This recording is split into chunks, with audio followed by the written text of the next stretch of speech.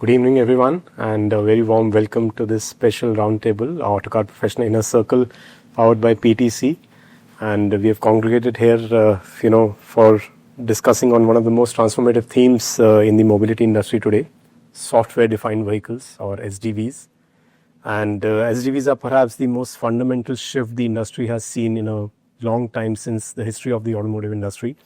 And, as we progress, the car is no longer just a hardware-driven machine. Software is playing a big role even today as we speak, and obviously going forward, this is only going to increase. For automakers, this means moving away from a static product model to a more living digital ecosystem, where features can be activated or updated, wherein customers don't even need to come to the service centers and just buy a simple remote OTA update. A lot of features can be brought into the existing vehicle which has been purchased by a customer and is being used by him or her. So for customers, it means expecting their car to evolve just like their smartphones and become smarter and more personal by the day. And behind this transformation lies the consolidated efforts of each one of you representing different companies here today, starting from Tata Motors to Varroc, Matter, Tata Autocom Systems, Speedloop, and obviously PTC, a technology enabler in this entire transition. So that's exactly what we are going to be discussing today from all the leading voices that we have on this roundtable. Over the next 1 hour or more, we'll explore questions around E&E architectures evolving to support SDVs, the shift from hardware-led programs to software-defined vehicles. How can OEMs balance the need for premium features with the affordability of the Indian market? We all know how price sensitive this market is. And, what role will enterprise technologies, like PLM, ALM, and field service solutions play in this entire shift towards SDVs of tomorrow? So without any further ado, let's kick off this conversation. And, I'll begin with you first, Sven. Broad thoughts, how do you see the industry viewing this entire transition towards SDVs right now? I think, first of all, thanks for having us tonight or this evening. Very happy to be here. And this word SDE, I think, is in all of our minds today. And the industry for sure is transitioning into software-defined vehicles. But maybe let me start from why is that happening? And I think we have to start from the customer itself. Especially in India now, but also China. The average customer becomes younger and younger, becomes very tech savvy, growing up in a digital ecosystem. Like I have kids, my daughter is permanently 24/7 on mobile phone. So completely different to, let's say, our age group here in this room, where a mobile phone happened sometime maybe 10, 15, 20 years ago. True. And at the same time, so therefore the expectations of those future customers with India having a very, low age group kind of customer base, starting with 25, 26 to 35-ish. When those customers buy our vehicles, normally they have to, get out of their ecosystem and step into what we consider our ecosystem. They step into a car. Right. But this no longer is enough. So the question is, how can we fulfill customer wishes and serve them by, merging those lifestyles from their individual ecosystem with ours, and their SDV for sure offers a great opportunity. At the same time, for us here in India, the technological revolution, starting with topics like mobile connections, UPI transactions, 20 million per month. That's the number that I heard. 5G network being deployed, connected everywhere. So it coincides with what customers expect. And from that perspective, how do we as OEMs answer to that topic? Of course, technological wise, we have topics, our technology becomes more and more complex. If we add a new feature, typically it's a new ECU that we add from any supplier like Varroc, for example. But then the complexity that we have to cater for today is really immense. And the software-defined approach consolidating hardware, applying the platform strategy for software, creating a software platform, a software architecture really helps us to make things easier on our side and then gain opportunity to be faster than the typical mechanical life cycle of, 24, 36 months from now. And from that perspective, SDV today or tomorrow really is our vehicle to enable that our customers finally are being served with features, with experiences they deserve, they want, they accept, and that does not pull them out of their, let's say, environment. Right. It remains a native environment, so to speak. Right. Coming to you, Raj, like Sven was mentioning about this really complexity that companies like Tata Motors have to deal at this point in time. From your perspective, being a technology supplier, how do you see, SDV transition from your perspective? Yeah, I think Sven summed it up pretty well. What is it that the market is looking at? How feature-rich the car needs to be? It's really smartphone on wheels by some parallels with the electronics industry. I think fundamentally rephrasing, it's about abstracting the hardware layer from the software layer, which needs to be the way the development needs to be done. For far too long, it's been electromechanical first kind of approach for development that's been adopted by the automotive industry. Now it needs to be a software first approach that needs to be done, right? Because there is so much complexity that's coming into the vehicle with China speed, with other things as well. But how do you now define a central architecture and then connect all the ECUs within the car, within the vehicle, to make sure they're all coordinated and they're far more efficient. And it's easy to understand from an engineering standpoint, right? Which was quite different in the 70 to 100 distributed ECU model, every ECU doing their own job. And we were pretty much retrofitting the kind of coordination between them. So I think it takes a fundamental redefinition of how engineering is done, thinking software first. And for that, a lot of tools that PTC offers to the market helps. From a software first standpoint, there's a lot of things that is required from requirements gathering at the first stage, right through coding till testing and verification, and to ensure end-to-end traceability between that entire thing. And the complexity of variants, the number of variants, which I understand for the India market is the most in the world pretty much, because everyone wants their own customized vehicle to an extent for commercial vehicles, for three-wheelers, for passenger vehicles. So all of this, brings in a need to software define things a lot more. We've seen that with cameras, we've seen that with appliances, we've seen that with smartphones and a lot of other things in the market. We're seeing that with vehicles.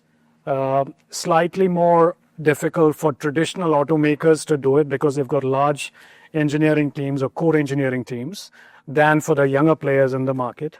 But I think with the vision, it's quite achievable. PTC has been in the automotive space for 40 years now.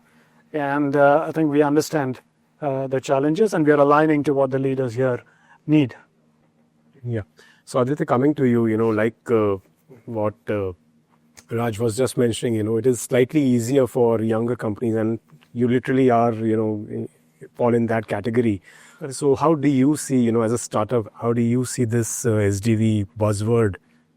How do you, justify that? And how do you, as a budding company right now, see this entire transformation towards software-defined vehicles? Yeah. So thanks for having me here. And firstly, just as a brief of what we do for people who are not aware, is that we do micro commercial vehicles, particularly a new layout of vehicles with two wheels in the front, one wheel in the rear. Kind of a European design where commercial vehicles are smaller and more used for purpose-built applications in the payload capacities of 0 to 250 kgs. So here's a place where we operate in, and here we are basically slotting in an entry-level cargo commercial vehicle under 300 kgs, where we have three-wheelers and above.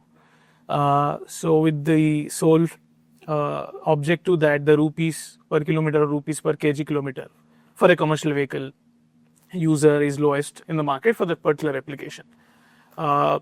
So here, initially, like when in the previous years of development, particularly for us, went into defining this vehicle, making it mass market friendly, reducing bill of material cost, all the fundamental problems what an OEM will face with no legacy data. So, but over the last 1 year, once we started interacting with more customers, we came to know that there's a lot of space for new revenue streams and business models for cargo vehicles, especially. So, previously we used to not think much about this SDV as part of our focus in the next 1 or 2 years. But once we met this market, we understood that the value, especially for a commercial vehicle which is utilized more than 8 to 10 hours a day, it is very important, to implement this. Especially, there's one more interesting fact with commercial vehicles, as we know, is that the end user is not the same as the buyer. True. And there are a lot of interested parties in it's an ecosystem play. Yeah. So, for example, more than 80-85% of the vehicles are bought on financing. So, even the asset financer is also invested in this success of the vehicle. So, for example, if if there's a specific criteria that if the vehicle is used for multiple purposes, the asset financer typically increases the rate of the interest rate. And at the same time, even for example, based on the financial background and the previous history of how the vehicle performed, what is the uptime. If you provide the data, the initial penalties, what they do for either the the end user, or in OEMs also they're asking, say, for buyback guarantee, 5%, 10%. Those values will come down. So for us, there are 3 focus areas. While our vehicle is not as complex as a car or even passenger two-wheeler, for us, there are 3 focus areas what we are doing for SDVs. We are in the early stages, but we have very good roadmap and very good application potential. First is we would like to use, we would not like to, unlike cars, we would not like to bring in a lot of screens to the vehicles. Instead, we would like to use, focus on the mobile as a primary source, and then use an extension in instrument cluster. That is the key focus what we are working upon. Initially, we have seen a lot of companies doing in touch for open-bodied vehicles doing a touch thing, but we felt that investing there is not much of a return, because most of the time the person is not on the vehicle. Typically on the other side we're earning money. So that's why we have taken mobile as the central unit, which is not part of our vehicle, but then extend things around it. Like maybe when the mobile is connected, when we plug in the mobile, the instrument cluster shows some additional information related to the app, the particular app. For example, if he's doing an e-commerce delivery, maybe take some additional information from there and show that on the instrument cluster. The navigation typically happens on the mobile, maybe do something there. So that is our focus area number 1. The focus area number 2 is cargo analytics and related marketplace. So in our case, the vehicle is not, the payload capacity is not defined already. For example, if I take a Tata Ace or Ashok Leyland Dost, I know what are all the opportunities that are there in the market. The vehicle already has a set predefined business models. So if I download Porter app, I can readily go for listing my Tata Ace. But in our case, it's not that way. We also have to provide a lot of marketplace connect. So if someone is purchasing our vehicle, we also have to tell these are the opportunities that are available, maybe in your city, which you can check out. So then only the sales of vehicles goes up. In that case, we have to do a lot of cargo analytics as a company to understand what is the cargo that is being carried mostly. For example, we know that parcel delivery is very good for our vehicle. Maybe not, say, water can delivery. So those things came from data, but that analytics has to come in picture. So that is the second focus area. And the last focus area is basically doing custom modules for each and every interested party in the ecosystem. Like I said, the fleet operator, who is typically the buyer, the asset financer, and the insurance company. So all of them has something to take from this solution. Like, for example, a driver analytics may be very important for a fleet operator, but at the same time, the uptime the uptime percentage and what is the revenue that is being generated on an accurate case by case level is important maybe for an asset financer, so that when the next time the fleet operator applies for the financing, he may get at a better interest rate.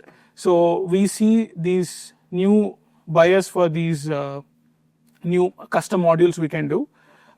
So for example, we were working on a government project with Maharashtra government, and then there was a custom requirement for surveillance, especially the integrated camera. So while the end user is not pretty much interested in that solution at all, but the buyer, ultimately the fleet operator or the third party in between, they needed that custom module. But our wiring harness was not ready for that before, right? So we have to be prepared on such custom modules, not coming from a driver typically, but from other parties. So this is how we are actually preparing for it. We are in the early stages. Hopefully in the next 14 to 16 months, we'll have more applications in mind, but we're expecting at least like 5 to 6 new business models stemming out of the... Right. Very interesting for something which is very unconventional, and it's something which is a completely different body style as well. Correct, yeah. And talking about startups, I'll come to you, Prasad, again, in that startup zone, but you're in a very consumer-centric space, I would say, So how do you see SDV as an opportunity for a company like Matter, and, how are you going about it from a technology point of view? Thanks for getting us here, Mac and Ketan. I'll borrow some words from Ketan for sure, right? So what I spoke earlier, I think the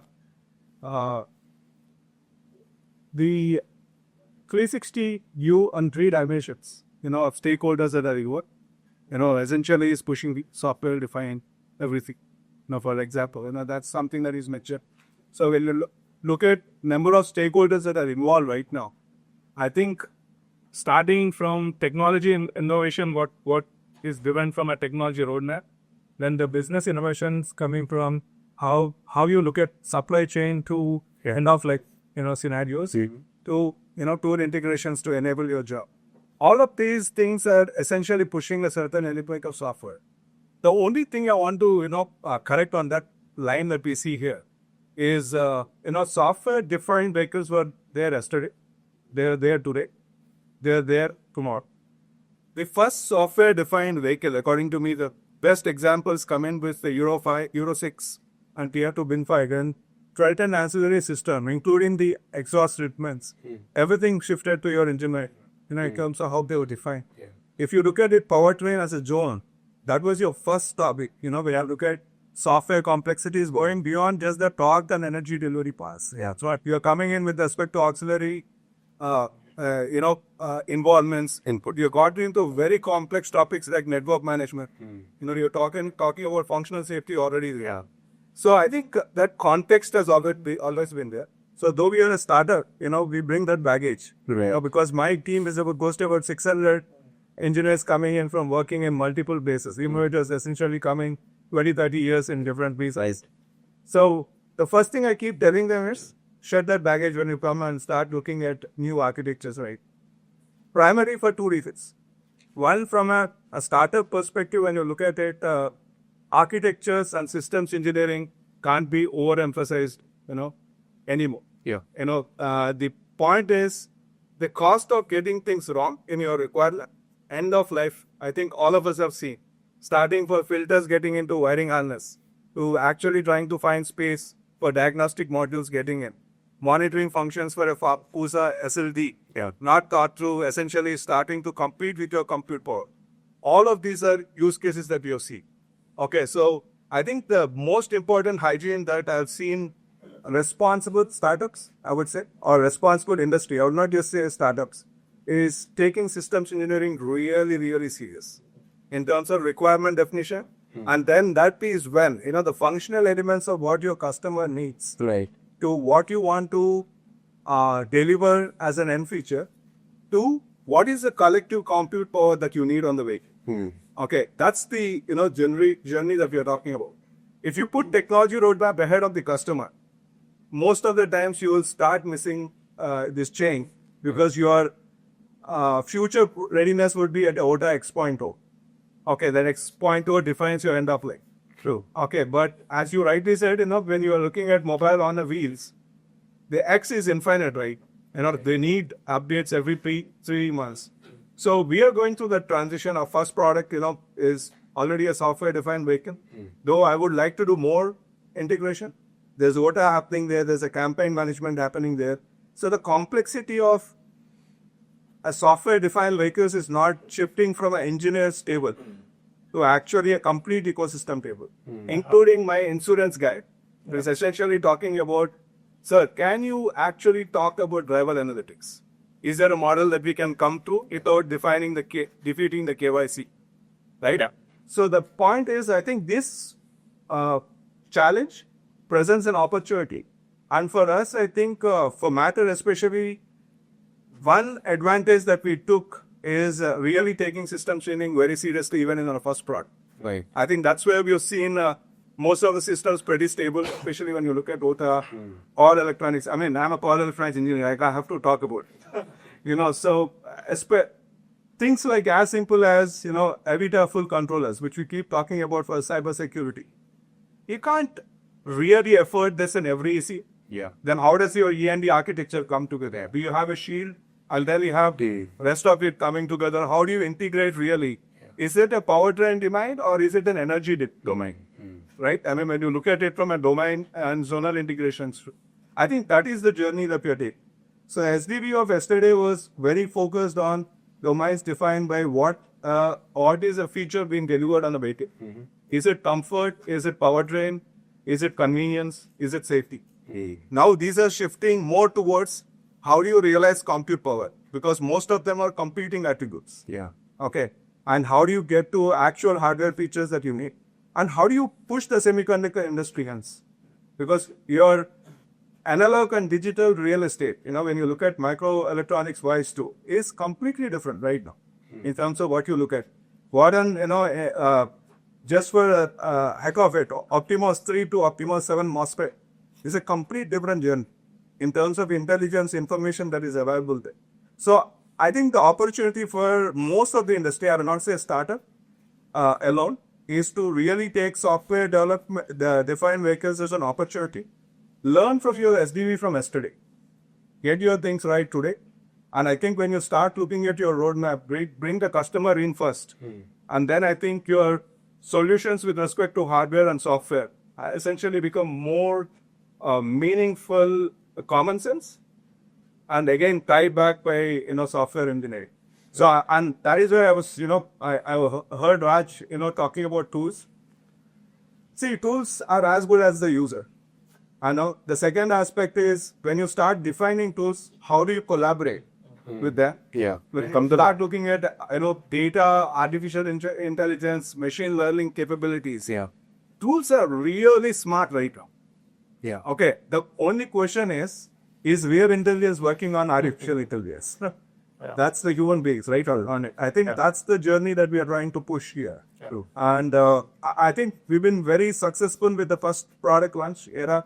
I'm sure, God willing, I'm sure we'll win the market there. But more importantly, we are essentially looking at the journey for next gen topics where we start talking about journal integration and domain. These are not looked with the heuristics of fast, but actually look at customer needs from future. And then the 360-degree view that you spoke about. Customer is only one angle. You have fleet, you have insurance guys, you have government. You have ability to two-wheelers can get anywhere, right? If I have a camera on the helmet on the vehicle, my three-dimensional domain that I can create for even the maps completely become different in terms of the kind of information that I can get back into maps. So all this is an opportunity is the way I will put it. And right. So the summary for me is SDV for yesterday helped define what we are doing today. Today is not going to define what is for tomorrow, because this tomorrow aspect is it needs a lot more brainstorming of everyone here, actually, with customer in the center. It's a difficult for the engineer side of it to talk. The founder can talk. But I think bottom line, as I said, the software-defined vehicles are not just for today. They started with traditional systems with Euro 6 and everything else coming together, where we powertrain, your exhaust, everything came together too. So I think a lot of that information essentially is shaping what we look at it today. But however, when you look at things like cybersecurity, functional safety, and looking at how the combination of compute power is realized on the vehicle, I think it needs a lot more systems engineering based approach. To make it a successful, I would say, customer pursued product.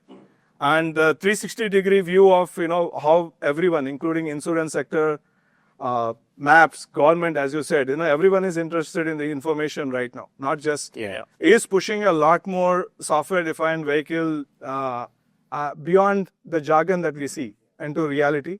And again, the semiconductor side of the journey and how these things are coming together for realizing the product of future, I think is going to define how most of us are on the table are going to interact, going forward. Right. And you start talking about roadmaps with customer at the center. Right. Yeah. Very rightly said, Prasad. And, I believe data is at the fundamental layer of this entire discussion. And, although we have heard from, OEMs and technology companies, coming to you, Mr. Bhatt, as a leading tier one supplier, I think there's a conversation in the industry circles right now regarding ancillaries is that, they're going to be shifting or transforming into end-to-end system suppliers.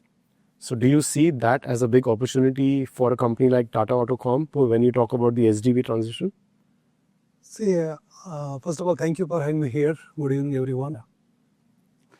See, we're part of the ecosystem. I think we need to understand 3-4 dimensions. Our customer, I think we spoke about customer because everything is driven by the aspirations. Everything is driven by the tech which is happening around customer. And OEMs, obviously, we're working closely with the OEMs. Then we are the tier one suppliers. And then the tech which is happening after, it is a 4th generation of tech which is happening everywhere. So this whole ecosystem we need to really understand, and we need to see that how we as stakeholders in the ecosystem are connected with that. Because if you are designing a product, for example, whether it is a car or even a part for that matter, there are technologies. For example, the PLM technology, there is digital twin is there today, there's 3D modeling is there today. And even the data which is generated, every asset today, where we say software defined vehicles, every asset component of the car is capable of giving you the data. Now the question is that how are you going to use that data for customers, for OEMs, for suppliers? So customer may be worried about, for example, the insurance. The ADAS, we say that, how many violations this person has done, the premium may go up. So that data can be useful for not only for the customers, but also for the other stakeholders who are consuming the data. Similarly, from the tier one supplier perspective, if the warranty is an issue, if there is a part which was manufactured, how do you do this track and trace end to end? So that we exactly know that where it was manufactured, how it was done. So there is where the whole digitalization will play in this whole picture, and will exactly tell the OEM that yes, I think this is manufactured by us, or even they don't have to give us a lot of details. So it can actually bring down the cycle time, and you can actually probably do a better service to the customers. So I believe that tomorrow is evolving. It is not static, and there's a lot of AI getting into it. And AI actually is doing a lot of insights, and those insights are more now proactive and prescriptive in nature.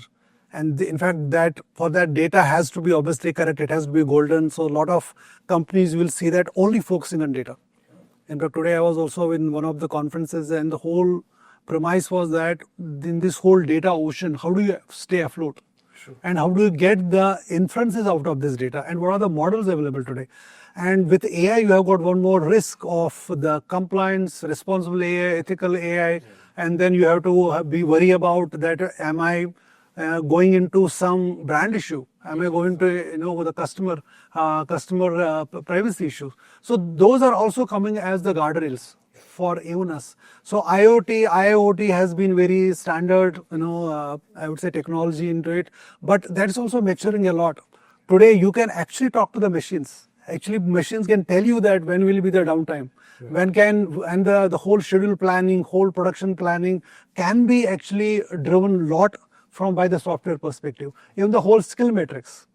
When you are looking at people who are going to work in which shift, so I think the whole ecosystem is changing, and the companies who have a proactive approach in the digital transformation probably will be having a differentiation in the market. And also, it's not a choice anymore. I don't think it's a choice that, oh, you know what, let's worry about it later, because all the OEM ecosystem is changing. So if they want a real-time data integration with our production planning, with our process, and they without, just in time, just in sequence, those are the realities that are happening today. It was not earlier the case. So this whole ecosystem is so quick, tightly integrated. We have to work in that, and in that, quality is important. So all technologies like computer vision based, and when you are increasing your production, how do you use these technologies to do a better job on quality instead of delivering a product which has a lot more defects? In fact, we are seeing today Gen AI based technologies for the paint shop, which was not earlier there. No, we're talking about shades where your naked eyes cannot look, differentiate those shades. Gen AI can do that for you. Gen AI can look at the thickness of the paint, which was not earlier the case. So you have got, literally you never thought about that in paint. What is AI going to do about it? But today it is a reality. It can help you out. It can help you in many cases.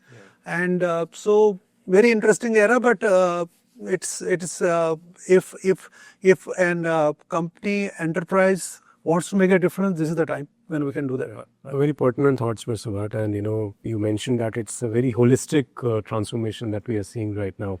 And reiterating my initial thought, Fritz, and coming to you, do you see Varroc also as a leading tier one? Do you see that systems engineering, like the focus being really doubling down on that, and you sort of transforming into an end-to-end systems provider, not just the hardware part of it, but also integrating the software for eventually supplying to SDVs? Yeah. So being the last one in this round, I tried the impossible to bracket it a little together, because you all brought a lot of minds here together. So before I answer on this system approach that I think Prasad will love a lot, I want to start again on the software-defined vehicle topic. So first of all, thank you, Varroc. I think I did not know 2 years ago what is Varroc, and now I'm the CTO of Varroc, and I know we are tier one for two-wheeler, three-wheelers, and four-wheelers, and we do hundreds of products in the. So yes, and since all these products go into software and electronics is a topic. I want to summarize, because my thoughts were coming, the question why we have this software-defined vehicle discussion, and I have now 3 things in my mind that I had before, but now they are clustered because all of you mentioned. Sven very nicely mentioned the user interface of Gen Z going into a vehicle, expecting more than mobility, expecting communication and everything. So that is one element, that the expectation of a generation is coming into software functions. So this is one element. Then there was this mentioned, I think Aditya mentioned the data, the data-driven approach, that there is a stakeholder model where a lot of data comes together. So you mentioned this data-driven approach a lot. Also you in your ecosystem. So we handle tons of data, and there needs to be some logic behind how you bring it and how you communicate. And then the last buzzword that was not used was cloud until now. Then cloud comes into place, because you need somewhere to store this data, and impossible to do it locally. So you need to send it up to cloud, and then it's everywhere. And the last one I want to mention, since the one where I'm nearest from, I started 2008 in automotive in Magna in powertrain. And I was a software electronic guy in an environment where all mechanical guys were running around smelling like oil. And I was the one they looked at, what is he doing here? And that was the time when all-wheel drive systems started to be controlled systems. That means before an all-wheel drive was mechanically steered, the difference between front and rear was mechanically transferred into a pump and transferred into torque. Suddenly there was an ECU, control unit that calculated the torque, and then an actuator made the pressure on some clutch. So suddenly, as you right mentioned, I think that's a really key point. Software was there already, and the function was suddenly turning into, the function was always there. It was an all-wheel drive function, but suddenly it was a software function. And this happened not only in powertrain, it happened all over the vehicle. And this is nearly 20 years ago. And so now this is the third driver adding up to this software. And now, I think Sven also mentioned these tons of ECUs, and everybody has its little function. And now we start thinking, oh, how they collaborate. And we also had a small talk. Autocar was created, a system where we said, now we can shift software from one place to the other, collecting all the calculation power. I think did not work out at all because too complex, right? But at the end, it was a try. And then the next generation, then OEMs coming, like not mentioning Tesla, but mentioning Tesla, who completely making a new architecture, don't have the legacy of a brake system provider that is providing brake systems over 20 years, just doing everything on their own and making clusters, hardware clusters. And now suddenly you can bring the software functions together. So for me, it was always there. It's just collecting and it's getting more and more. The problem now, and we will talk later about this, with bringing all these functions into software, there comes one critical element. What is if this function is failing? In mechanical, I'm an electrical engineer. You calculate it that way that you make it 10 times strong and then it will hold. In software, you cannot make it 10 times strong, and in electronic, so what you're doing, the functional safety norm, the ISO 26262 was created to be very clear. For functional safety, you need to make special measures, because if this function goes wrong, people are dying. Oh, one feet into jail, everybody is nervous. Let's focus on that one. So with this, there comes this additional effort you need to put. So functional safety brings additional effort, redundancy, more electronics, more software. The same with cybersecurity. Saying all of that means more electronics. And then tool companies like PTC are very happy. Because, for example, the last powertrain I developed before I came here to India had 2,000 system requirements and 5,000 software requirements, just the powertrains. And to handle all of this, you need tools. And I was smiling a lot when you said tools. The tools are also coming with AI functionality. But the one thing is, a fool with a tool is still a fool. So, and whoever tried AI, everybody uses ChatGPT, whatever, ask questions. The nonsense you get sometimes bad is incredible. Then I always telling, what is this nonsense? You are completely right. It's completely different. What is happening? This shows tools are dangerous because they now can even create code. But what is this code doing? If there is not a controlled engineer doing there, it's a problem. So coming back to all of that, as a tier one, we need to fit to this new ecosystem. Right. So it means the architecture goes into clusters more, and we are talking functions more than we talk components. Yeah. And when we talk functions now, we need to understand the ecosystem, the OEM, because how the function is then divided. If the torque is produced by the actuator, but how much torque is decided in this issue, nobody's interested anymore. Right. There is a user going on the gas pedal, and then how it's translated, it's a series of software functions. And there we are back at system engineering. You need to define systems where is done what. And system engineering means also sometimes software is not needed, electronic is not needed. You can find a way around with a cool mechanical system. Whatever, you can avoid functional safety because functional safety is only in electronics and software. Yeah. So if you can do it in a way to avoid this, we're coming to this cost sensitive topic. So as a tier one, we need to fully understand this, and we need also to work now more together with OEMs on their functions. Because we cannot say as before, we give you this, and then it goes to the network and creating a lot of mess on the canvas. Now we need to say, we need to work together. We can provide you this actuator, and we can, and then now the interesting thing is maybe some algorithms the OEM does not have, but then you need to collaborate and say, we can have this library, this is the input. So the interface is now going to software purely. So it is a complete new world. Absolutely. And to handle all of these thousands of requirements, you need tools. But this is Pandora's box. This is very dangerous. So yes, it's changing the world completely, but it is there since I'm now 17 years in automotive. Before I was in general industry, and I don't, it is a continuous path, but with functional safety coming in, it has become, the complexity has become 10 times more. Yeah. The effort has become 10 times more. And that's why 10 times more requirements, 10 times more tool usage. And that's the topic. So that's how I tried the impossible to bring this together. But it's really interesting. And the common end is, for tier one, it is now even more important to understand the ecosystem we are going to. And it's not good enough to offer a component anymore. You need to understand what is the system function that our customer wants to have, and how I can contribute with a software library, with an actuator, with whatever. It depends. But the ecosystem has changed completely. And of course, with that also, an R&D group has also changed from a purely mechanically driven one to a software electronics. And you know, in Europe, Nadim was half software, and it was going into, it will be 60-70%. And the same happens here in India. We are a little behind, not because we just lower the complexity. We leave functions as much as possible. That is not a problem.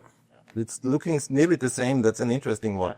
And we had a discussion before. That's also why, if you have a system developed in Europe, localizing it here, you cannot downsize it so easily, because you need to make it different, focus on the real functions. And that's why I think, but definitely the inner is you need more software, and these people need to be organized very well, because otherwise you create a mess. And we have examples without naming VW, by naming VW. They wanted to try to centralize, but everybody wants to keep its own. You bring functions together that have never been together. Powertrain now is talking to HMI team. They each want to keep its own software. Of course, there is a software know-how, domain know-how in each, but if you bring them together, you need to bring them. So that's a very interesting take on SDVs, sprinkled with a bit of humor. Real intelligence has to handle AI. That's the bottom line. If you don't know real intelligence handling AI, it will go all over. No, thanks, Fritz, on that, very interesting take. And, before I let Ketan in, and, I'll come back again to you, Sven, like what Fritz just mentioned about this cluster architecture now, the zonal architecture. Yeah. Well, what challenges do you see in front of OEMs going forward when you shift to this completely different A&E architecture? And also, how do you tackle some of these teething troubles when it comes to, the software of the vehicle itself? Yeah, I think the Sven, if I could add to that, given the fact that we are at a very early stage of SDVs, what's been the initial experience, and how Fritz also mentioned that you got to have localized solutions. We cannot have the global solution being implemented here in India. So, extension of Mike's question, how has been the initial understanding of how the SDV features have been, one, the ecosystem has adapted to, and second, the consumers have warmed up to? Now this question becomes very big. So I think when it comes to the challenges of SDV, I think one topic I tried to mention in the beginning was customer experience, customer centricity. So what the customer today looks for is an experience rather than a piece. I always say before it was very emotional, like you have the torque, the power, the sound of an engine, and now it becomes a bit more dopamine driven. How to say mobility and requirements, which means I have to translate this wish to to deliver it. How do I do it? With 25 ECUs in the vehicle and trying to combine 25 black boxes in a way that the customer feels it's seamless. But today I always say, when you approach a vehicle from any company, it's a Tata, Volkswagen, Hyundai, any company, and you experience that product, you can see the organizational structure, you can feel the organizational structure of that OEM that delivers this vehicle. One example, if you nowadays you, press the key fob, electronic part, the car unlocks, electronic, and then the lights start making these bling bling, welcome, goodbye, body and trim, separate department. Where are flaws? One light is not working, the other one is working, and you see exactly two departments not talking to each other, two silos. So two black boxes try to do the impossible, what Fritz just mentioned before. So that means, from our perspective, first step is reduce the complexity. And of course, our North Star is everything in one box. I only want one box, one chip, one compute power, and the compute power is being used wherever it's needed. Today we have compute power in the cars that is not being used at all or once a lifetime. One example is the electronic seat mechanism. As a driver, you fix it once, set it once, and then this thing, I don't know how many rupees this costs, and crawls in development, idles for 5 to 10 years. Yeah, so it's waste. And the second topic is then not only to reduce the complexity, but also to figure out how can we translate black into sort of white boxes. And Fritz already mentioned today, if you want to buy a system from a big tier one, it's not Varrock, but a big tier one from Germany in Stuttgart. If you want to buy a system from them, they say, okay, here's the ECU, the software is in it, don't look at it, you're not allowed to look at it, and it works best with our actuator, so you have to buy everything out of one hand. What we see now, with all the efforts going on from different areas, these companies start offering me different set. I can have their software running on a tier 1, number 2 hardware. I can have the hardware only to put in my own software because I also want to, have control over certain software aspects. So that's for tier 1 perspective, one big change already happening, and it's not future, it is there already, because all of you guys, have to figure out how to keep your feet in the game on that topic. So that's one big challenge. To bring SDV to vehicle is no challenge at all. It's just another box.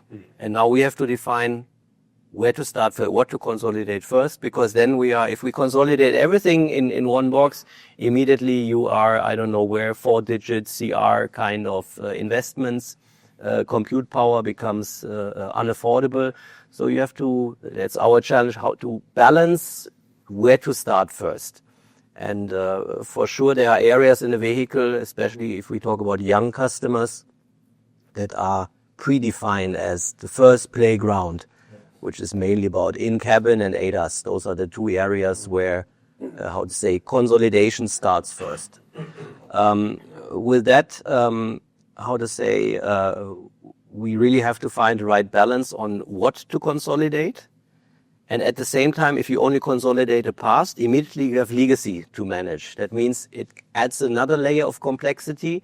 You have your dream kind of setup, SDV, everything organized, and you can plug and play, switch on, off software packages. But on the other hand, you still have the old Varrock box with whatever black box software you deliver to us in it. And somehow this game has to continue to play for a while. So that's for sure one of the complexity. Cybersecurity, I think we are all aware that this for sure is a topic. We are no longer playing with data only in the vehicle, but I would always say the TCU, the telematic control unit, is the lifeline of SDVs. Without TCU, an SDV doesn't deliver. Yeah. And a third, and for me most important part, the cultural shift in a company like an OEM like Tata Motors, away from this is my product, I sell it to you, and see you when service has to be done, finish. And then next product I sell to you or try to sell to you. No, what we want to do is In future, you will get your product. And then I have to start doing this. Today is Dussehra, tomorrow it's your birthday, and yeah, so for me that means I have to think about, let's say, content rather than the hardware, what I did in future, how to do that. Yeah, if I do, and me as an engineer is just one element, it's the entire ecosystem. How do I sell this to you? Like, I think you mentioned the topic of event manager, campaign manager. Yeah, we don't have campaign manager. We have campaign managers for marketing, but a campaign manager for this job put in there. How does this work? My finance friends, yeah? Of course, today we make a business case for one thing. So we make a business case for this, a topic or a product that has to fulfill requirements of tomorrow I have no clue about. How to build that in a financial environment. Absolutely mind-blowing different. So that means today I get money for something like this, but how to get the money, how to define the value add for the individual features, functions, experiences that I want to deliver. That's the second big topic. And to end that with an anecdote, when I lived more than 10 years in China, worked in China in the Chinese ecosystem. So I worked in the future already, just came back 3 years ago. I always tell our people, if you want to know what's happening in the future, just look what is there in China today, and then you see what will happen here in the next 2-3 years. So, and I had an employee, I worked for, I think it was Hyundai, yes. He had a Chinese car. I don't want to name the brand. And I asked him, why do you drive this car? This company, our company has such beautiful vehicles. He said, no, it's because of it's software defined. I asked, what do you mean? He said, every week I have a new car. And I said, how does that work? And then there it starts from the mobile business. A campaign for an update is not just, if you see in Western OEMs, OTA update in the infotainment screen, it looks very engineering, very computerized, very black-white, 1010 kind of thing. No, there's a countdown, 3 days ahead. In 3 days, you get an update. And by the way, Prasad, you are our beta customer. You get it 1 day earlier. So you're sitting there. And this is what I also meet with the experience seekers. This is already there. And SDV is just the enabler for that. From engineering perspective, it's not complex at all. Put a box in a car. We all know how to do it. We are all from automotive. But how to feed that beast. Right. That's the big challenge, because this is real disruption, including the ecosystem that we talk about. Today we only talk with tier ones, but in future there will be companies sitting on this table. They have nothing to do with automotive, but they deliver the experience in our products together with tier one and everyone. Right. Right. So, very good. This was a very powerful question. I think everyone would want to come in there. I want to, go after Sven, especially. Okay, go ahead. Go ahead. So I think, Sorry, you are the moderator. when they invited us, I think they know what was coming. So I think, most of the time, when you talk about technology disruptions, right? I mean, and to be very frank, as I said at the start, this is not a disruption at all. It's natural progression, but maybe a discontinuous one, getting it to an asymmetric level of what you can realize from a very small powertrain that the Stuttgart guys essentially defined for everyone. Okay, so I think, the most important thing is purely from a new age company standpoint, we look at this as more as an opportunity than a challenge. Right. Okay, right now, if you look at it, number of stakeholders who want to engage with us. I mean, the insurance guy essentially starting to talk to me the moment that I am going to launch a vehicle. Okay, trying to understand whether it's going to be a swappable or fixed battery and how am I going to monitor it. I think we have changed the game a big deal. Okay, so the point I'm trying to say is that's one element. Again, 360 degrees starting from manufacturing ecosystem to industry 5.2, infinite use cases that Mr. Bhatt also mentioned. So I think the opportunity side of this, in terms of business innovation is really exciting. Okay, let me be very clear about this. Then the second aspect is, right, I mean, like we spoke about functional safety and cybersecurity were more taboos earlier. Yeah. In terms of the conversation was, if you're talking about something which is functional safe, it needs to be costly. Okay. The question is about where have you actually packed your function? Like we discussed. Does it need monitoring? Or is there an easier way to realize the function? Yeah. I mean, as he rightly said, do you have a feature which is, let's say, used once in an 8 year, but it essentially is a mobility element which controls the customer seated on a seat, that you do not want it to fail while he's riding the vehicle. Hence, you have overheads on it. Right. It has got to X crores that he spoke about. Right. Now, is there sense in actually doing it? Or is there a different way of defining this same feature itself? So I think, one is the opportunity, in terms of how do you look at it. The second thing is more in terms of even the hardware opportunity too. When you start looking at this problem as a problem of past supply chain, I think you have a box which is coming your way. Yeah. Okay, but when you look at this as a supply chain which is evolving to a current semiconductor context too, we are talking about 4 nanometers.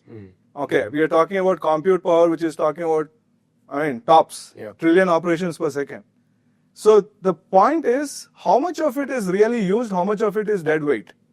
One thing which was my favorite example always to beat down, and show everyone that I had 30 years experience is, show the engineers why did he add filter in C sample. Okay, a useless piece of electronics just to take care of physics-based inaccuracies that come in because of EMI/MC. I can't say useless anymore because of my mobile. But I think this is usually what happens in C sample. When everything is tested, tadan, one infotainment system failure mode comes up and you need to start looking at where do I hide this filter in the harness. So I think this piece is going away. And the way we define this whole solution, it will help us start looking at this more as a threat. Then the more you embrace it, I think you'll see a lot of opportunities evolving in terms of how do you actually, the usability and coverage of software. Have you written a line of code which is never touched upon in your life? So one thing which I keep telling my, when you do 5 years in an organization, you will say, how many times do you touch a part which is lying in your lab in a year? If it is, let's say, less than 10, then you essentially bought something which is absolutely not, useful. You could actually loan this, rent it. The conversation that you have. The same thing is true in terms of software too. Yeah. Because the moment you write a line of code, by the way, guys, you might be thinking that powertrain and, all of these body controls are the most complex. The biggest line of code goes into the infotainment. Yeah. After the, before ADAS came in. So I think it's mind-boggling in terms of how do you manage this. So that portion of software coverage and trying to really get to how much useful content is in there is going to define how much compute power is needed. Right. And it's going to define how much hardware is needed. Right. And then are there smart ways which the real intelligence would define in terms of how do you look at functional safety and cybersecurity than a lawyer's document that you see from the microcontrollers. Every semiconductor guy sends you along with a chip a lawyer's document, which says these are conditions in which it will not work. Right. Okay, they don't define conditions in which it works. It is for the systems engineer to figure out, actually. So I think that's the bottom line of the opportunity that's presenting, and how do you re-envision the technology piece to the amount of coverage, to how many paperweights to actually rolling stones that you have in your software. Right. I think that's going to be a very, very cruel, a reminder for the organizations in terms of your skill set of yesterday is more maybe a baggage than what you're trying to look at to solve this as a situation. I think this is something that we need to embrace. Then the opportunity looks up as an opportunity, not a challenge. It's a very pertinent point on the skill part, and which is where I feel the. I'll start with Fritz. One is Indianizing the solution and right sizing it for the customer for which he's going to pay for, instead of over engineering it with more features and more gadgets there. And from a challenges point of view, we've already seen the screen issues emerging in the passenger vehicle space already. So my question to you, Fritz, is that in your assessment, what are the critical challenges that needs to be addressed to begin with, and the entire skill and the AI part of it? There's a skill part of the human engineer and your R&D ecosystem. How do you engage with the ecosystem? How do you engage with your engineers inside? So one is the skill part of your engineers, how aligned they are, how aligned is the ecosystem, and what about the usage of AI? So the human part, the AI part, how do you see that in the SDVs of the future? Nice questions, and also used a lot of buzzwords. Congratulations. I'm not a fan, but no, sorry. It's here. When we talk that's what makes our headlines. No, and it is. Okay, SDV, AI, this comes all with. Yeah. We need cloud. We need. This is all coming together. So yes, I want to answer what you're saying. On the skill part, it looks obvious that if we do software-defined vehicles, we need more software engineers. And I mentioned already we need more software guys, but the obvious is not always the right. So I think we discussed now, Sven was focusing on functions. You are pushing a lot. Function is the user experience is the topic. So the answer is we need system engineers. We need people understand what does the end user really want to have. Because if you just increase software engineers, be careful what you're asking for, you will get it. So there's a wonderful German song I translate to, do I need always to do what I can do? And that's what software engineers do. They invent everything. This microcontroller can do everything. The seat can move while driving up and forth and can give vibration. But at the end, nobody's asking, do we need that? And what complexity is brought to it? So from skill level set, it's even more important now to understand the ecosystem.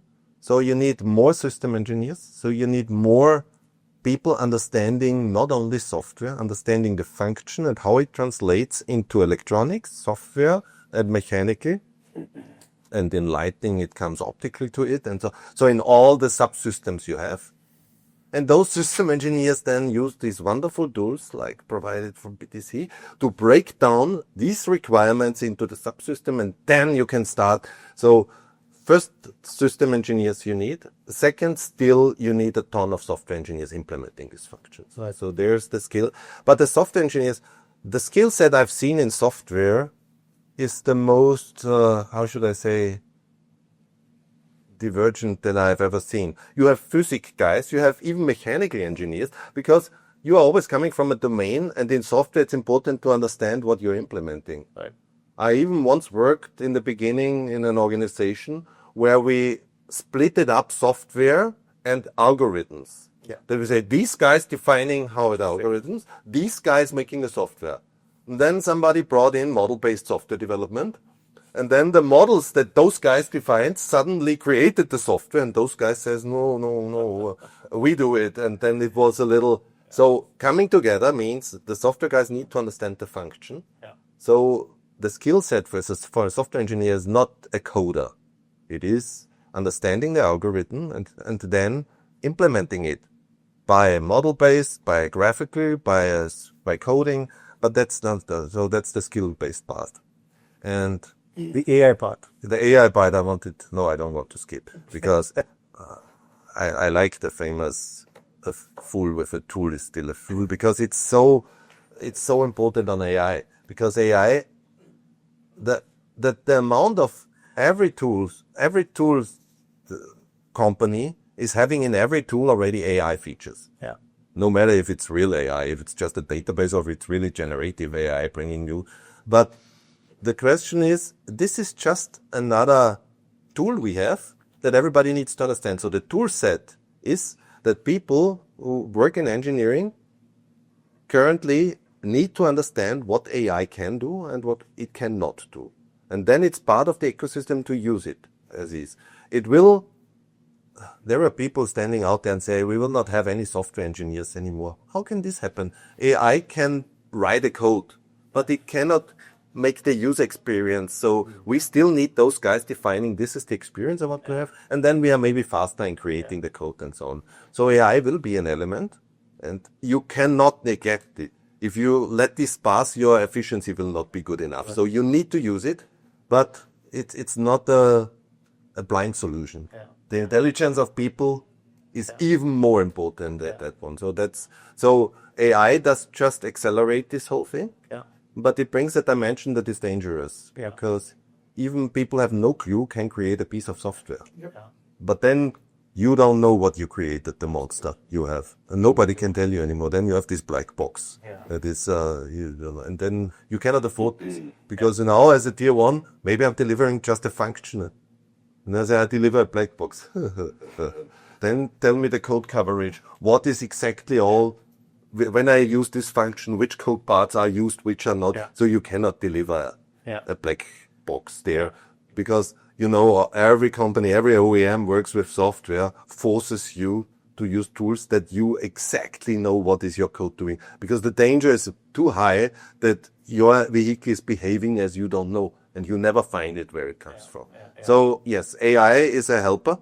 Everybody needs to understand it, but it's not the magic solution. It is a very powerful tool, but it needs a lot of training. A lot of training, yes. Mr. Bhatt, Tata AutoComp is now over a 1.5 billion, growing fast, 16 different companies, catering to global customers, local customers. When you look at the skill set availability for the SDVs of the future, when you look at the demands of the OE, when you look at evolving even the existing sort of engineers that you have in your ecosystem, how are you seeing the skill set part of it to cater to the future SDVs? And how do you see the adoption of AI in that? I think I will go to my earlier point that the ecosystem part is, I am more envisioning that when the OEMs want to launch a new product, it will be probably jointly, it will be a joint strategic plan which will be discussed with them. It will not be in isolation. That's what I'm thinking, that it will go like that. It will not come as a requirement, I need to produce this part with these specs. I think the time will change. The value chain has to be redefined. The value chain will move from OEM to the end consumer. Exactly, you will map. And OEMs probably will have flexibility to pick the partners who are in line with that vision. It is not about how many parts you produce, because you are talking about experience. You drill down from the experience, you drill down from the connected assets, you drill down to the whole stakeholders in this. And there's an opportunity to define a new market, define a new product. Because the people who are going to do it, the companies who are going to do it, they are going to be the leaders. And we're seeing that today in the market, there are a lot of new age companies who are coming up with lot cool features. And it is all dynamic. It's not static, right? It's not, they want to see the new car every day. How do you make it happen? So we're talking about personalization to hyper personalization. Today you buy shoes. You can buy shoe for your foot, which was not earlier the case. So the B2C concept has really gone into the 1:1 campaigns. So I need to buy a car for myself. I don't really need a car which is being targeted for 100,000 people. So that is going to come. The only way you can deliver it, that if all the stakeholders get into a room like this and say that this is my vision, this is what I want to do, and this is why I want to do. I have any more ideas? There will be a lot of crowdsourcing ideas happening there. So you will see this is an ecosystem which is going to probably define our future. And you will see that the silos will break, the collaboration will happen across the companies, within the companies. It will happen because there is no other option for us to exist or survive, because if we are not doing, somebody else will do it. And we'll be in catch-up game. Probably we'll miss the first mover advantage. So, and I think a lot of us talked about that it's an opportunity, it's not a challenge. And I believe in that way. So when you do this, your whole technology architecture, people and process, you have to relook at it. You cannot play the same game with the same tools, the same people. It's like a test cricket versus one day versus T20. You need to have different skills, and the speed will be important, sustainability will be important, synergy will be important, a lot of things will come to play. And in that whole process, you need to make sure that the skill set is important. So when you say skill set, it's about the people who will be part of it, because we say in AI world, human in the loop. Because you don't want to give everything to the machines, to the AI, but you want to have critical checkpoints where human is in the loop. So that will be more prevalent. You will see that while AI will have a lot of freehand, but there will be checkpoints given to the AI where humans have to say, okay, yes, it makes sense. And also from the audit and compliance perspective, if tomorrow there's a breach of privacy, how do you go back into this new AI world and find out that what happened actually? So you need to leave the explainability of AI should be there. It has to be a responsible AI, ethical AI, accountable AI, and the only way it can happen is when you leave those traces, digital traces, and which will probably for consumed by the OEMs, by us, or by the even end consumers. And there are a lot of technologies available even to improve the skill set. I think you talked about it. Immersive technologies, I believe, is going to be more and more mature. You talk about virtual reality, mixed reality, augmented reality. You talk about metaverse. So the whole experience centers, we today look at even tier 1s or OEMs. Why are they building experience centers today? Every time you want to get into new stakeholders, you want to tell them what is art of possible, what is tomorrow going to be. So you will see that kind of thing. And the people who are going to talk about those stories are the people who are working the shop floor. The people, because it is not going to be told by the salespeople. It is going to be the people who are actually doers. And because they will be telling you exactly what is going on. And for us also to understand their challenges, we'll be able to address it far more. So we are trying to create those digital ambassadors who are actually sitting in those functions and telling them that you come out, tell us the problems, and once you find the solutions, you talk about that solution. And with that, you can actually transform the complete digital force and make it really ready as we progress, and they will be also relevant, not redundant. Where there's a chance that when the technology is moving fast, if there is a thing in the past, am I still going to have the job? My job is going to change or not? How it is going to be relevant? So as leaders, we also have to make sure that they have a good roadmap on their growth and how they can play their part in this transformation journey. Because the moment you don't do that, you may have a best-in-class solutions, but if you don't have people around with you, it's not going to make sense at all. Clearly, there's need for reimagining the overall system, like you mentioned. Prasad, you worked with OIS. You now are with a startup. You've been hiring a lot of people on the R&D front. My question is the ecosystem ready to be prepared for this disruption, which is happening at a rapid scale, and it is quite complex in nature? Absolutely. I think the challenge is new domains are being created. The only one thing which I think is becoming more and more important is what I said at the beginning. And many of us mentioned systems engineering is going to become a very important skill. The poor side of the story is systems engineering is not actually taught.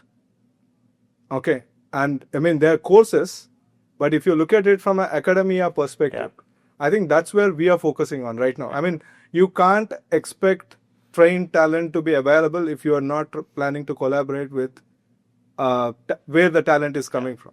I think that's where we're doing a lot of work with IISc, we're doing a lot of work with IIT Bombay, UT Austin, a lot of work happening there. So I believe that the domains that are required are going to be so much embedded with cross-functional intelligence needed, but at a very clear definition of what you bring in terms of value. And these are things which you cannot postpone for 5-6 years of engineering, master's, PhD. You learn something on your domain and then come back and discover, oops, you know what, industry is different. Okay, so I think that's where Matter has been pushing for a lot of internships. We're actually getting in the face of academia to get these guys. You can't nurture this talent if you don't invest in them. Okay, I think that's where academia is going to become a very important part in terms of the talent which is coming in. The second thing is, as Mr. Butt mentioned, really making sure that the domain experts, don't feel threatened by all these conversations on AI. Yeah. Because, I like the way, Fritz put it as a helper, AI as a helper. You are not getting an architect out of AI. Please remember this. Yeah. Okay, a systems architect is still a systems architect because he is paid whatever it is, for the reason that he is able to look at the 360-degree dimension. Yeah. So you might have a lot of support, coming from generative AI and others. So this piece, in terms of the domain expertise and actual system architects, I think we need to celebrate more of them. Yeah. Okay, who are able to define, embrace requirement engineering, pushing it. I think this is going to be a very key element. The last aspect of it, I think a lot of what you have seen coming out on cybersecurity side, I think this is my personal opinion, and I've been pushing my agenda at multiple places, including the semiconductor guys. A lot of it has been served in the same glass where they have understood functional safety. Okay, functional. You have HARA in functional safety. You have Tata in cybersecurity. You have functional safety concept here. You have security safety concept here. You have monitoring functions here. You have monitoring functions there. The whole piece in terms of how this is being defined, I think there is a bit of confusion in terms of how this is being realized. I think this is where academic side of topics, when you start looking at cybersecurity, is not just about the cloud. Yeah. There's enough of it, or even on board. When you talk about hardware security module, HSMs, Vector has started it long time back. When he started looking at, guys used to come with their chip, Vector used to do the HSM part. I think this was as disintegrated a solution as it could be. Now, if you look at it from the concept of zonal engineering and everything else that we are speaking about, these are not two disjoint sets. Okay, I think, how cybersecurity is being defined right now. I am personally, if you look at it as I'm a system architect too. I don't think I believe both the tools and processes that are available right now are going to really solve the cybersecurity challenge on the embedded side. Cloud side, I think we understand a lot. Embedded side, a lot of it has been pushed through in the garb of what we understand in functional safety. I think that's something we need to be, looked through to. Yeah. So the skill side, I would say, definitely a lot of work to be done with academia in terms of collaboration. Celebrate your architects' domain expertise. I think it's very important. And the third part of it is, when you start looking at new topics like cybersecurity, it presents an opportunity for us not to go actually and maybe reinvent the wheel. Right. For needs which are important, in terms of cybersecurity. Right.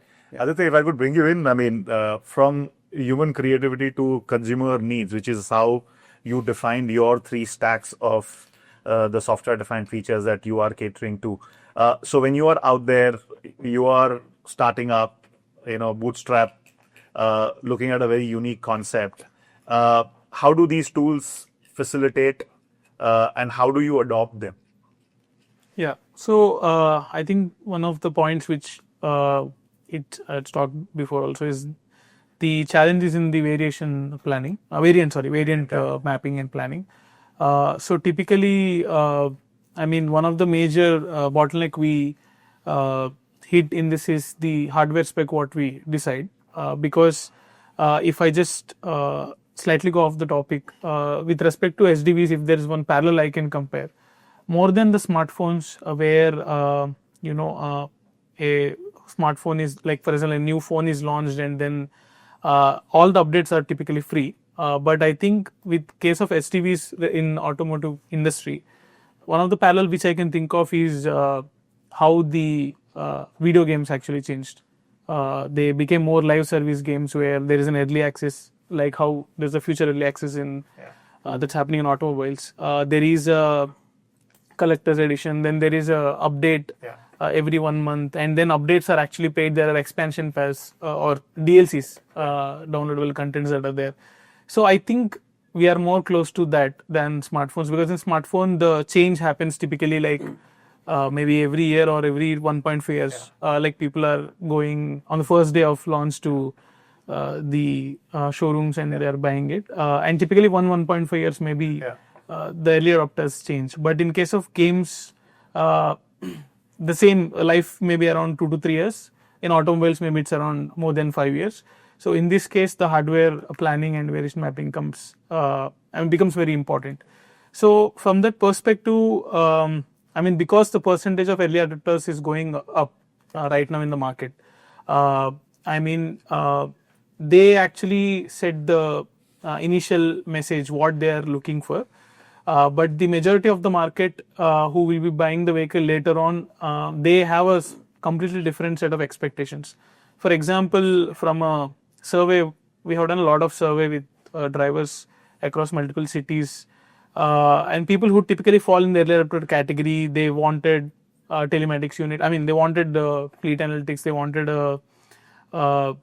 additional safety feature like navigation map and all. But the typical, non-early adopters, they don't need so many features on that side. They need more on safety, security, and productivity side.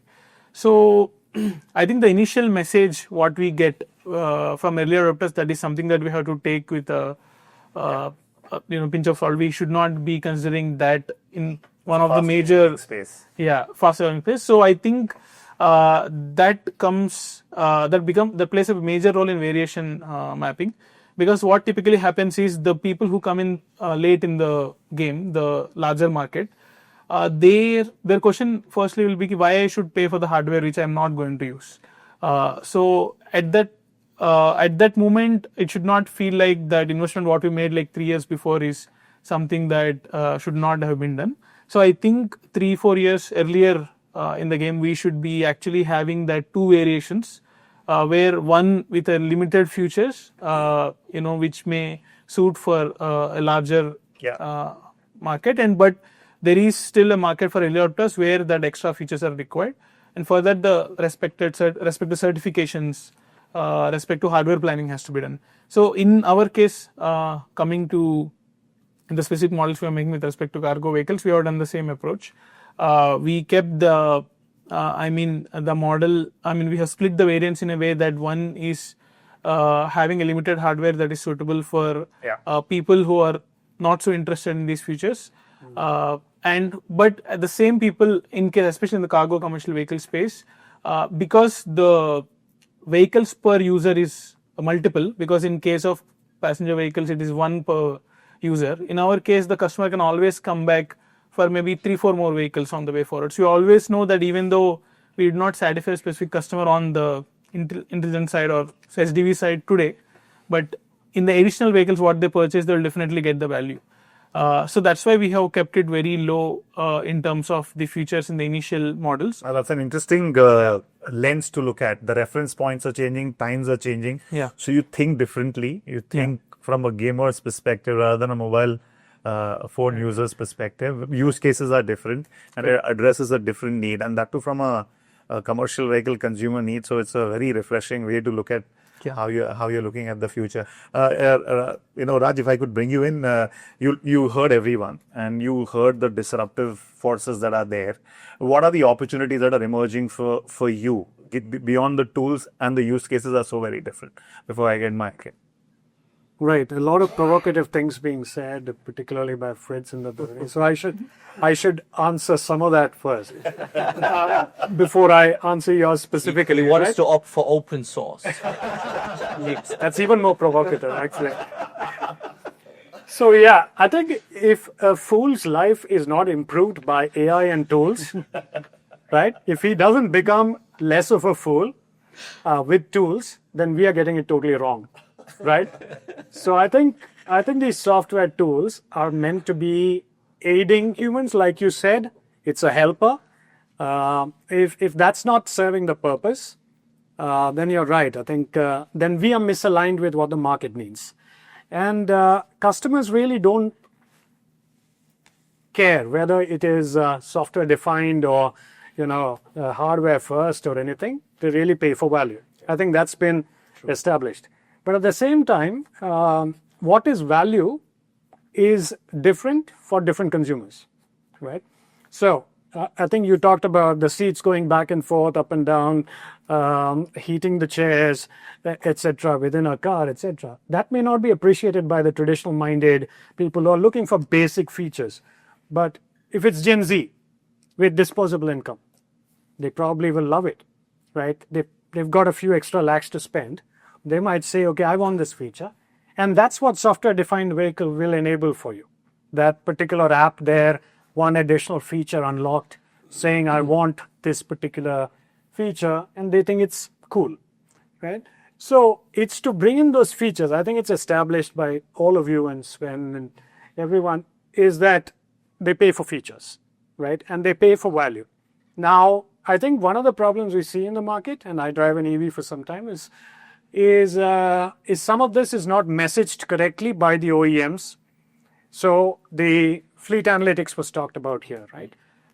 Is it reaching the masses? Is it reaching all the commercial vehicle vendors as well as the operators to know that these features exist, right? For them to realize how much value there is, for them to in turn spend for it, for them, and for then in turn the OEMs to design it, or the tier ones to design it and develop that feature. I think that's where somewhere the link is missing, right? In terms of that messaging to the market. There's no doubt that features are being paid for. So safety, compliance will be paid for at the very bottom level, Maslow's need hierarchy, at the very bottom level. Features, frills, analytics, uptime, probably on top of that. And then the super frills, superfluous things that probably Gen Z, like I said, will appreciate. That's the additional feature. Now, software-defined vehicle, being an evolved vehicle over time, it is not the best when it leaves the factory or the showroom. It evolves over time, like the candy example that Sven gave. You add on things from time to time. Sure. It's much easier done with software. It's much easier done with abstracting the software layer from hardware design. And that's the complexity that everyone needs to deal with. Now, I think, Prasad, you talked about two essential things in the beginning. You talked about requirements engineering being extremely necessary.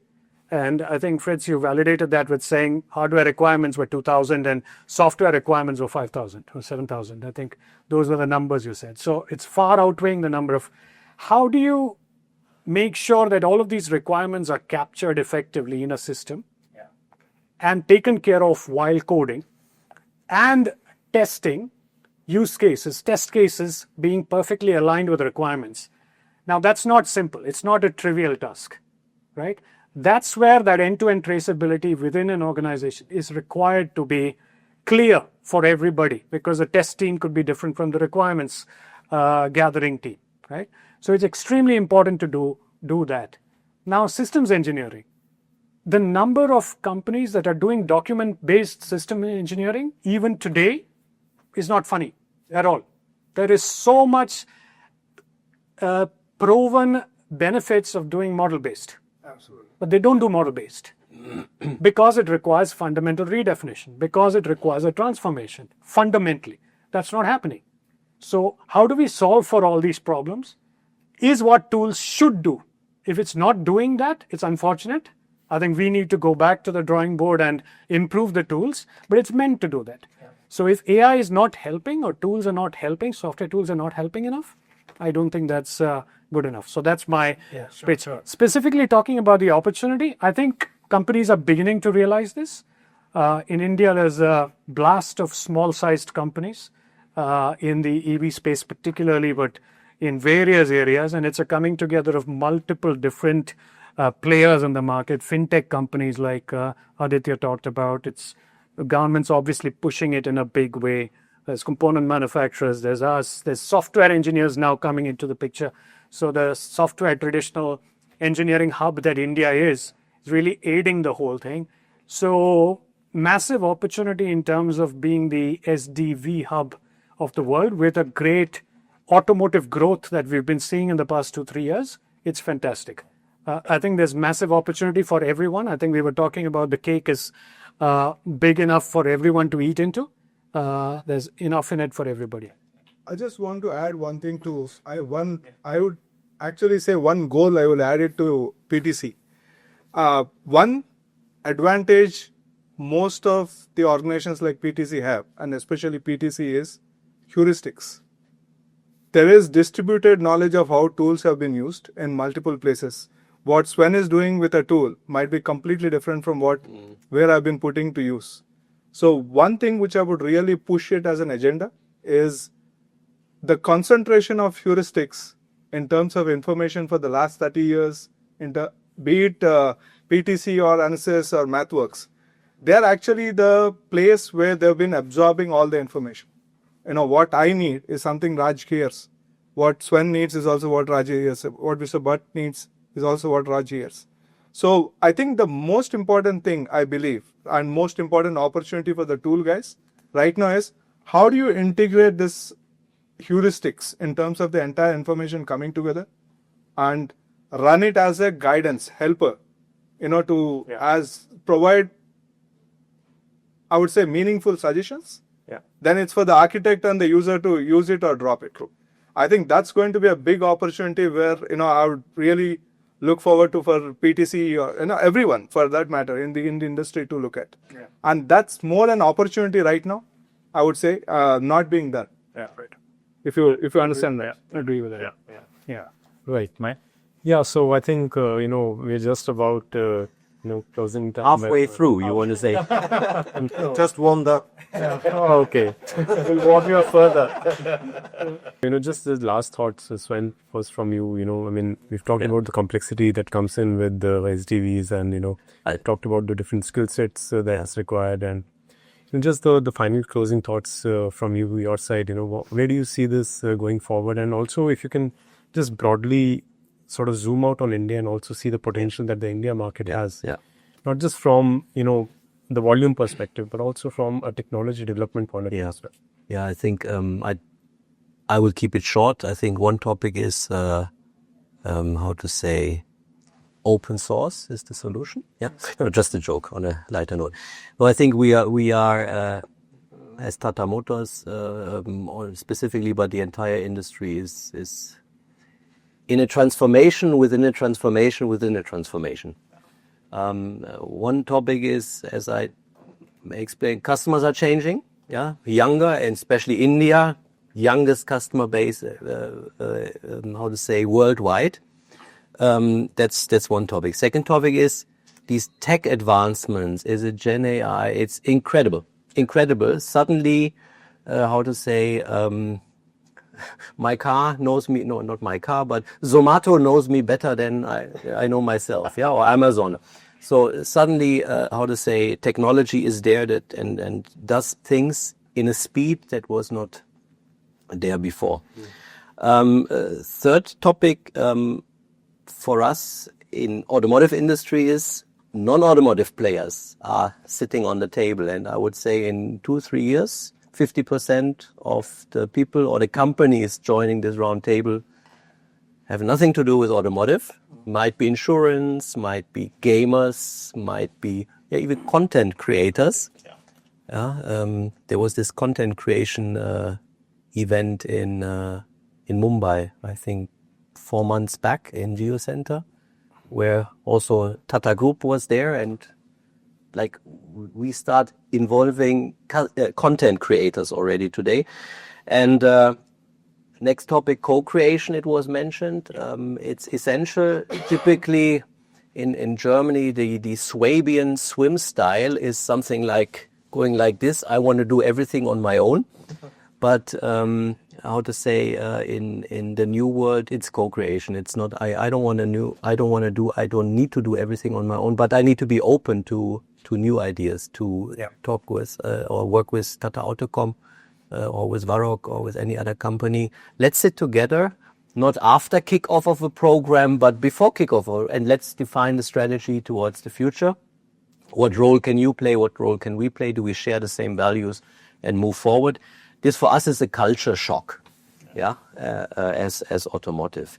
And all this happens at a speed which is mind-blowing.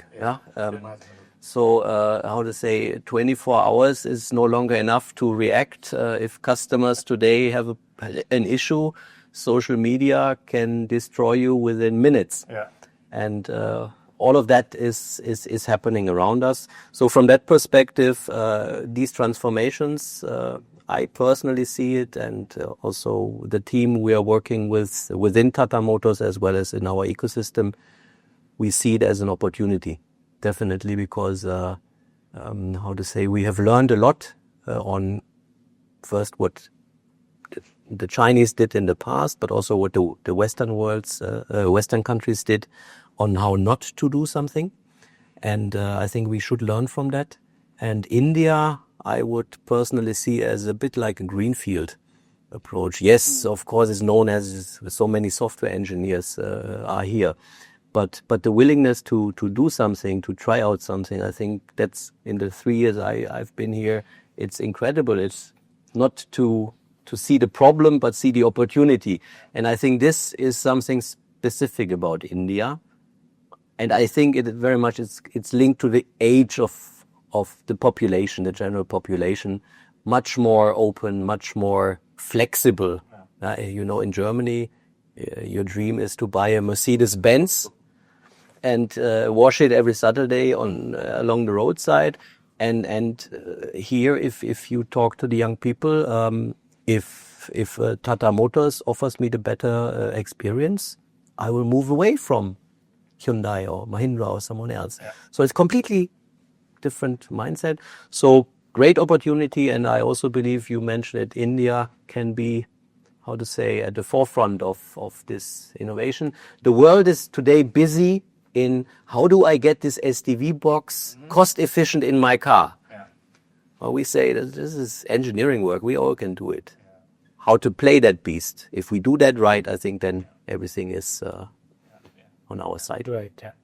Very well said, Sven. And Mr. Bhatt, any last thoughts that you would want to share?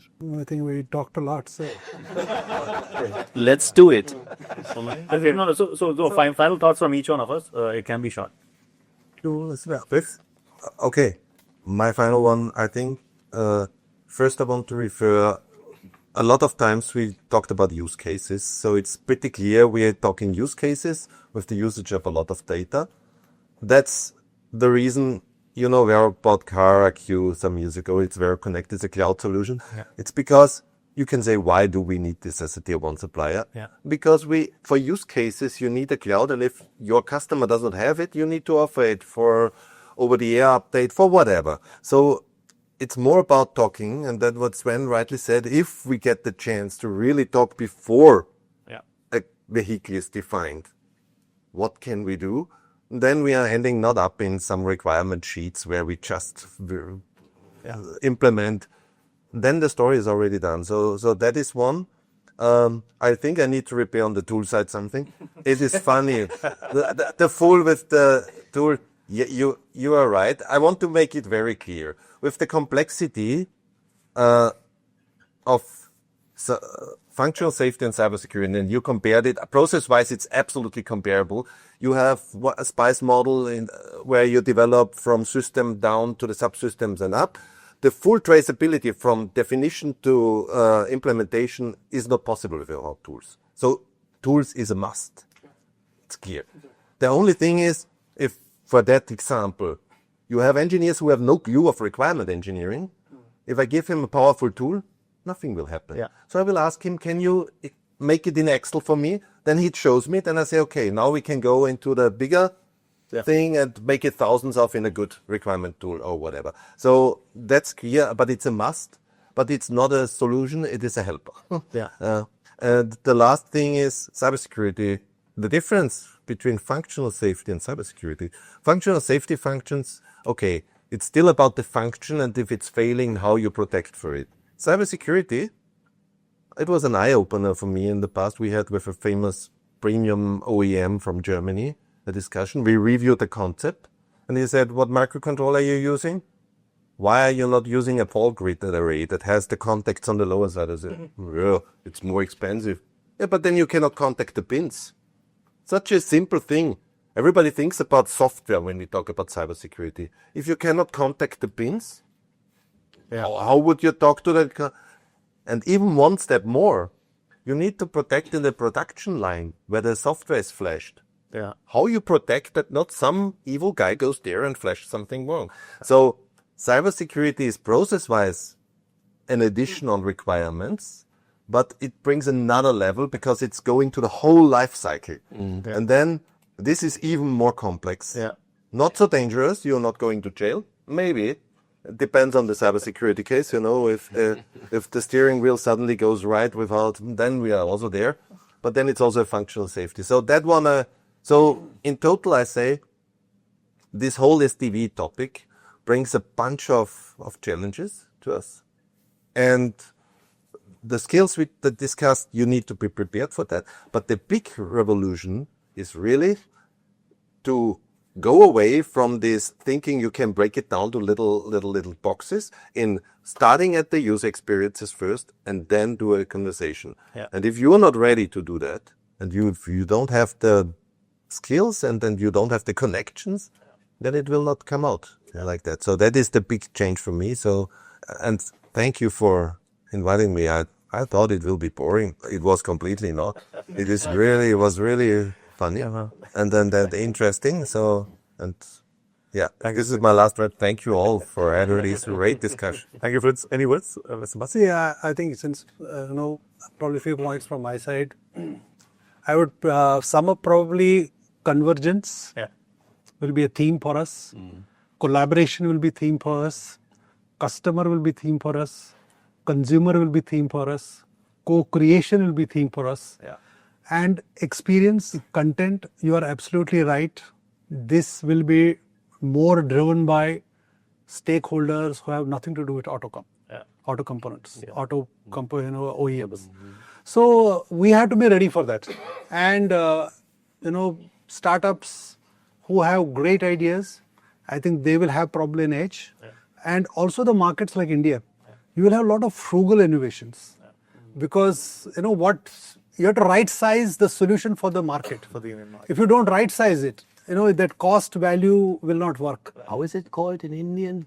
Jugaad? Jugaad. I don't really want to use the word jugaad here. I use frugal innovation. They are familiar with it. So, because you need to, but without compromising on the quality, you need to, versus Gen Zs, we're talking about Gen Alphas now, who actually do not know what a fax machine is. Yeah. They don't know that why the people are sending faxes, why the typewriters were there. They don't understand that at all. They feel everything as a service. They don't want to cook. They don't want to buy a car. They don't want to buy a house. So they don't want anything actually. They don't want the same car exactly. They get bored from the same car looking every day. They want more features. So it is we're going in an era where things are not static. It has dynamic. So better for all the stakeholders to be dynamic, break the boundaries, get into the room. And wherever you see a strong ecosystem in that, I think they will define the industry. That's what I believe. Very well said. What's up? So I think I would say, software development is vehicles is more an evolution as we spoke. And Sven, I think our apps know our family more than us too. Right now, even my wife better than me is the way I look at it. So I think that's power that we need to harness. So if someone is listening to your ecosystem better than you, how do you use it as a power, right? So when you extrapolate this, customer is the next one, right? So I think when you have this opportunity for interaction every moment, it's an opportunity where you're listening to your ecosystem all the time. So how do you use this as an opportunity to generate new business innovations where you drive more value and bring in more revenue? Then the cost is not a topic, it's more a values topic. I think that's where I would like to, and I think this is a huge opportunity. Last piece is more about the skill part, which you rightly picked. I think this is an evolving skill, but systems engineers are going to become more and more and more important. And architects are here to stay. Absolutely. Okay, the real intelligence lies with the architects. Helpers and AI are always welcome. Absolutely. The way I would put it. Very well said. Aditya? Yeah, I have two closing points. First is with respect to the way futures or future kits are sold post sale of the vehicle. I think at least for the first few years, the traditional sales channel may not work, like maybe dealer or the OEM itself telling. Maybe there has to be a lot of influencer play that comes in picture. Either the influencer can be some content creator or it can be even a known friend where you go through a referral program. Like maybe if you refer someone to buy a feature kit, you get a 15% discount on it. So I think the influencer play will be there. Sometimes the influencer can be a government, sometimes it can be own friend or friends or family, and sometimes it can be a content creator. So that is one closing point I had with respect to like how futures may be sold. The other, the last point what I would like to mention is maybe if we can on the way forward go more into like a software development kits kind of thing, where an OEM shares a non-core kind of a software development kit with other OEMs, of course, whether it's an open source or maybe for revenue. I think that will be very helpful to accelerate this.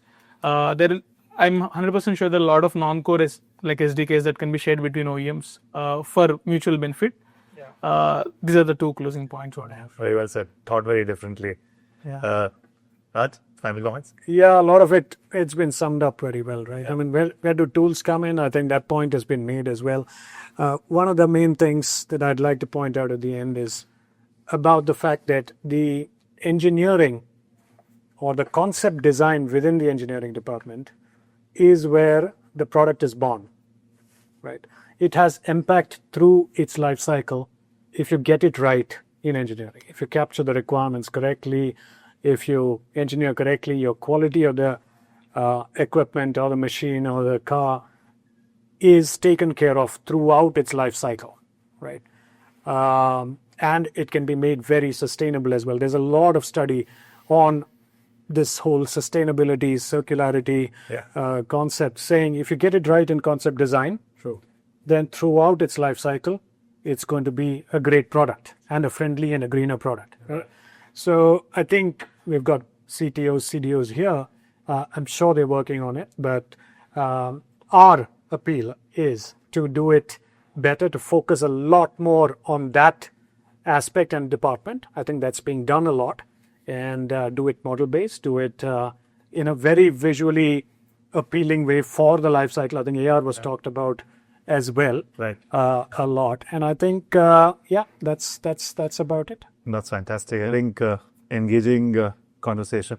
Definitely, the opportunity is tremendous. All of us are fighting against the pace of change, and I mean, as Autocar professional, when we look at it holistically from the consumer, the business, and how you guys execute your projects to meet the consumer needs. And at the end of it, everything boils down to the business case.